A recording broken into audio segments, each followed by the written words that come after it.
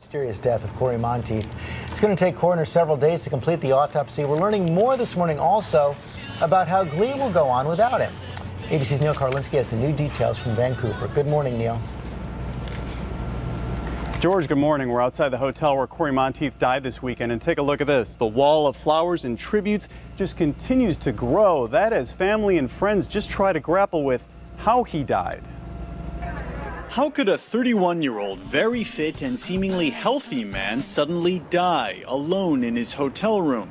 This morning, the mystery of Cory Monteith's death is being closely examined by investigators, interviewing his friends and trying to get a sense of his state of mind in the days leading up to his death. They'll be very in-depth and very thorough in their investigation to determine if it was natural causes that led to death or it was something else that possibly led to that death. A statement from the coroner's office, which is heading up the investigation, says there was no obvious cause of death noted upon initial examination at the scene, adding that toxicology testing is necessary for the determination of the cause and classification of death. That's because Monteith's struggles with addiction, even a recent stint in rehab, are well known to investigators. When I was a kid, I struggled a lot with who I was and, where my life was going. Monteith reportedly borrowed from his past for his final movie role, playing a drug-addicted hustler in a gritty and yet-to-be-released independent film called Mechanic. I know it's late.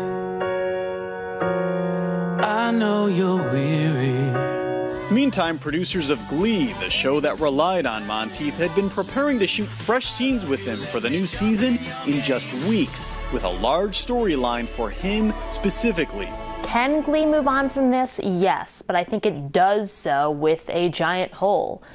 Cory's character was not only a big piece of that ensemble, but he was also the sort of heart and anchor of the show. How they deal with Monteith's death will weigh heavily on the show and also be part of the legacy of a talented young man who died far too young. What family and friends are waiting for now are those toxicology results to determine if drugs were in his system at the time of his death or if this was something else. Those should take several days at least, according to investigators.